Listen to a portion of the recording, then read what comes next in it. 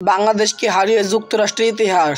Batting প্রদর্শনশীল পর ১৫৩ run তুলেছিল আইসিসির পূর্ণ সদস্য দেশ বাংলাদেশ। সহকারী ও নবীন দেশ যুক্তরাষ্ট্রের বিপক্ষে সেই রান ডিফেন্ড করতে পারলেন না বাংলাদেশের বোলাররা। হারমিত সিংহ ও কোরি এডভানসনের ৬২ রানের জুটিতে ইতিহাস গড়ল স্বাগতিক টাইগাররা। প্রথমবারের মতো দুই দল কোনো আন্তর্জাতিক ম্যাচে মুখোমুখি হওয়ার পর লজ্জায় পড়ছে নাজমুল হোসেন শান্তরা। আর মাত্র ১০ দিন পরে টি-২০ বিশ্বকাপের আসরে বসবে যুক্তরাষ্ট্র ও ওয়েস্ট ইন্ডিজে। যুক্তরাষ্ট্রের আগে খেলার অভিজ্ঞতা না থাকায় বাংলাদেশের কিছুটা সংশয় ছিল উইকেট কম্বিনেশন নিয়ে। তবে স্লো আউটফিল্ড ও পিচ কিছুটা মিরপুরের মতো মনে হচ্ছিল। কিন্তু ঘরের মতো মাঠ পেয়েও টাইগাররা ব্যাটিং করছে যাচ্ছে তাই। তাওহিদ হৃদয় ও মাহমুদুল্লাহ রিয়াদ ছাড়া যেভাবে কেউ রান করতে পারেনি। তবুও অভিজ্ঞ টাইগার পেসারদের কল্যাণের জয়ের আশায় করছিল টাইগার সমর্থকরা। কিন্তু সেই আশা গুরুবালিতে পরিণত হয়েছে। যুক্তরাষ্ট্রের ম্যাচ সেরা হারমিত সিংহ মাত্র ১৩ বলেই করেন ৩৩ রান। মুস্তাফিজ শরীফুলদের ৬ হাঁকিয়ে যেন তাদের অভিজ্ঞকে ধুলাই করছে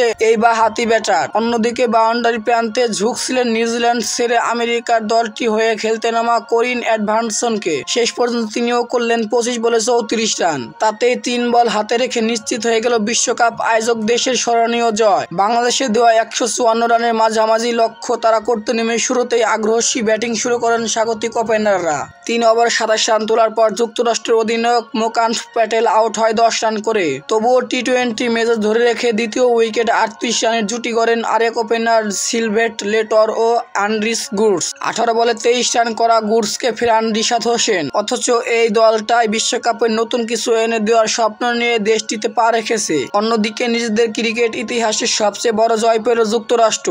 দ্বিতীয়বারের মতো আইসিসির কোনো পূর্ণ সদস্য দেশকে হারালো তারা। এর আগে ২০২১ সালে আয়ারল্যান্ডকে হারানোর স্বাদ পেয়েছিল প্যাটেল আলী খানরা। টাইগারদের হয়ে মুস্তাফিজ ২টি এবং রিশাদ ও শরীফুল ইসলাম নেন ১টি করে উইকেট।